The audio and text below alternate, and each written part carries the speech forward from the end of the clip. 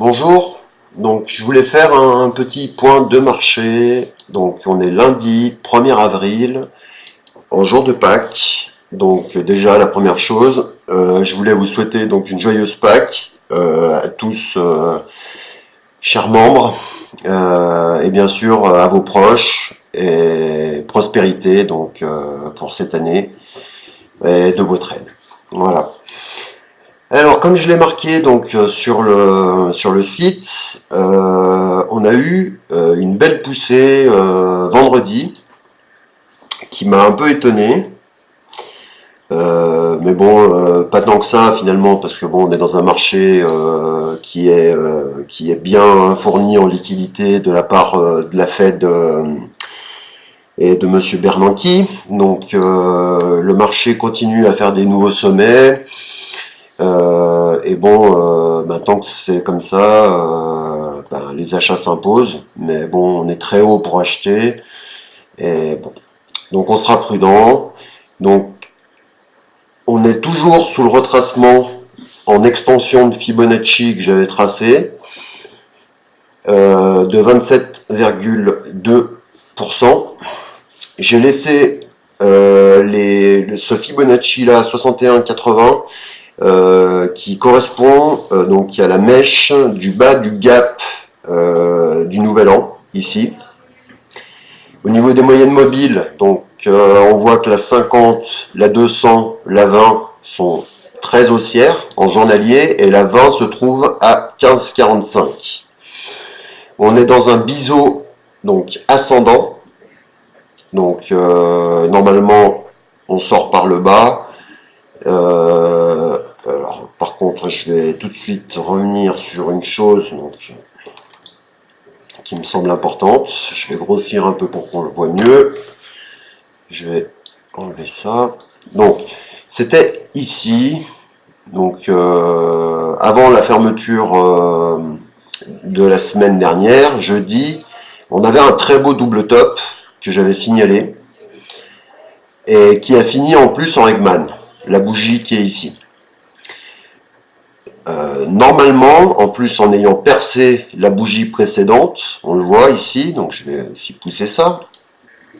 En ayant percé le bas précédent, je m'attendais donc que cette bougie soit corrective et qu'elle nous amène aux alentours de la 20 et en extension sur le bas du range. Eh bien non, le marché en a décidé autrement. Après un retracement d'à peu près 70% de ce chandelier, on a fait un nouveau sommet. Et aujourd'hui, lundi, on a même été encore faire un tout petit nouveau sommet. Alors après, c'est peut-être un piège, à savoir que dès qu'on a percé, boum, volume vendeur et ça redescend. À surveiller, enfin bon. Aujourd'hui, il ne doit pas avoir beaucoup d'institutionnels sur les marchés. Donc, est-ce que c'est un repli pour avoir des bons prix d'achat le reste de la semaine? Sachant qu'on a aussi des gros fondamentaux en Europe, début de semaine, un discours de la BCE jeudi et FOMC de la Fed dans la semaine. Donc, soyez prudents, on aura une bonne volatilité. Et par contre, je trouve que sur les indices américains, on est haut. Et bon, ça va bien finir un jour par corriger. En attendant, on sera prudent. Donc voilà pour le S&P futur. On va jeter un œil au Dow Jones futur, mini-do. Alors, donc similaire un peu, donc toujours haussier. Donc on a la 200, la 50, la 20 qui sont haussières. On n'a pas eu un aussi beau nouveau sommet que sur le Dow Jones CFD qui a été cherché, donc si je me rappelle bien, 14 580, donc quasiment ici. Et il y a quand même un gros écart. Donc aujourd'hui on est dans le rouge. Je vous ai noté ici donc les derniers plus bas de la semaine dernière ici, qui correspondent d'ailleurs à la parité hebdomadaire. Donc 14 339 l'AMM 20 jours, le S1 hebdomadaire à 14 550, 14 454. Et donc les derniers plus bas à 14 396. Donc je ne sais pas si je me suis pas trompé en se disant bon c'est pas très grave. Et on a aussi donc une baisse de volume, ce qui pourrait nous amener vers une correction ou en tout cas une consolidation. Donc les supports, et ben, on les voit ici et puis ben, on verra si on les casse ou pas. Ensuite, je vais aller sur le DAX futur qui est sur sa 50 jours. Donc la 50 jours et même 50 jours qui est à 7800 points. Et la MM 20 jours cassée qui est à 7923, 7920. Donc les ventes, ce serait a priori plus par ici et on cherchera des achats pour les plus agressifs dans la semaine suivant ce qui se dit au niveau des news. Mais il y a des grosses news, donc soyez très prudents sur les achats. On a quand même eu des gros chandeliers vendeurs, donc on pourrait casser tout ça pour aller chercher des supports plus bas. Hein. Gros support, on en voit un ici, 7650. D'ailleurs je ne l'ai pas marqué, mais il me semble que ça c'est... Non.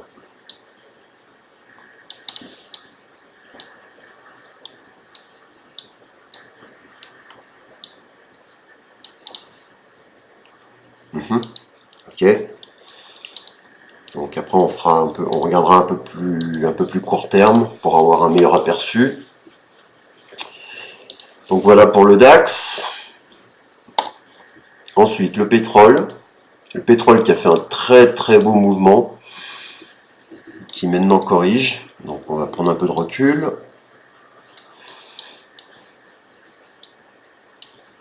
Alors, on voit que la 200 donc avait commencé à être haussière sur en fait ce beau mouvement.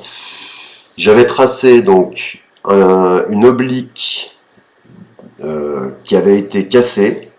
On est sorti du Bollinger journalier et on a fait un plus haut à 97,80. Donc cette oblique là, en fait, je l'ai reportée à la parallèle de celle-ci en bas. Donc on voit que à moyen terme, on est baissier. Le cours a fait un plus haut ici, un plus haut moins haut, un plus bas. Mais ici, il n'a pas fait de nouveau plus bas.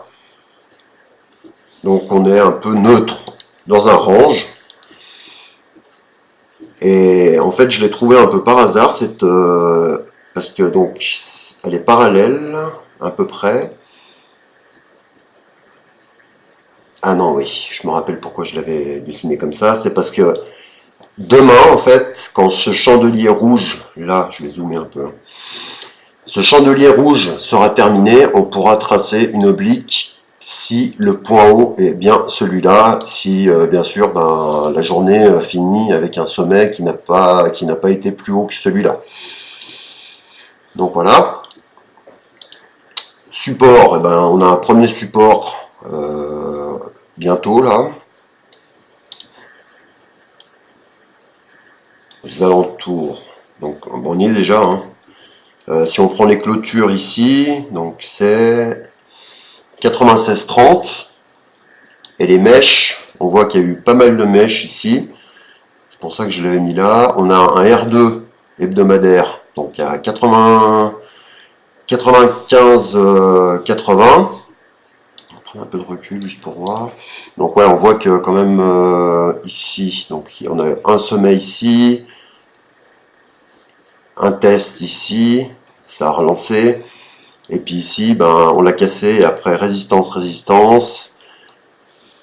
support, résistance, voilà. Donc voir ici éventuellement pour voir la réaction. La 20, elle est haussière. J'avais d'ailleurs à un moment ajouté une EMA 12 à court terme. D'ailleurs, je ne sais pas si je ne l'ai pas laissé. Juste pour voir laquelle que ça a. En 15 minutes. Non, 15 minutes et en 30 minutes. Non, c'est une 30 ça. Ouais. Hop. Donc voilà pour le pétrole. Donc on surveille donc des ventes qui sont faisables. Donc en day trading. Moi j'ai déjà vendu quelques lots ce matin avec une assez bonne réussite. Ensuite, hein, on va parler de l'euro. Pour ma part, je n'y toucherai pas avant 1,27. 1,27 pour moi, ce serait pas mal pour essayer des achats. On est dans une tendance très très baissière. On a en plus de gros fondamentaux, surtout la BCE qui fait énormément bouger l'euro.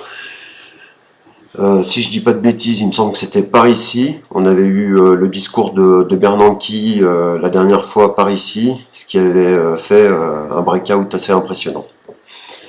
En plus, donc récemment, donc on a cassé cette oblique qui était très propre ici, et ensuite elle a fait un peu résistance. On a une 20 qui est baissière, une 200 qui commence à être baissière, la 50 baissière, et par contre on est dans ce qui commence à ressembler à un biseau descendant. Je cherche le mot, biseau, un biseau baissier, mais je trouve plus le mot. Tant pis. Donc voilà, et ensuite donc on a cassé ce support de 28,60 qui était les plus bas ici.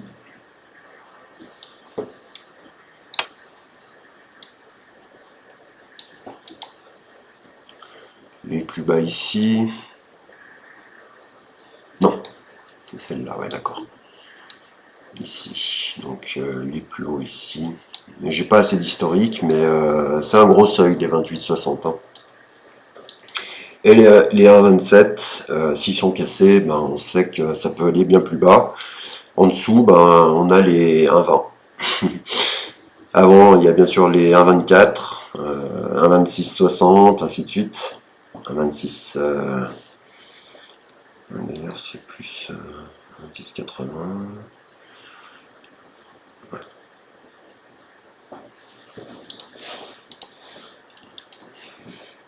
Donc voilà pour l'euro. La livre sterling. Alors gros résistance sur la livre sterling. On y est. Donc on est dans une très grosse baisse. Par contre, on a eu quelque chose qui ressemble un peu à une ETE. Ça va plus là. À une ETEI. Donc épaule, tête, épaule. Ça vaut ce que ça vaut, ça pourrait nous refaire remonter à peu près, je pense, 1,56. À voir si on perce déjà cette grosse résistance là. Et sachant que la résistance majeure pour moi, c'est ici. 1,53,50. Les clôtures ici. Je sais pas pourquoi j'ai pas assez d'historique. Je vais en ajouter. Voilà. 1000 séances. Voyons voir. Petite seconde. Donc sinon au niveau des moyennes mobiles, on voit que la 20, elle est neutre. La 50 baissière, 200 baissière, Bollinger, ils se sont aplatis. Donc là, est-ce qu'on va sortir du Bollinger, ce qui pourrait nous donner une belle direction? Là, pour l'instant, on voit que le marché a pris une continuation. Donc il en est à sa deuxième. Il ne va pas m'ajouter mon historique.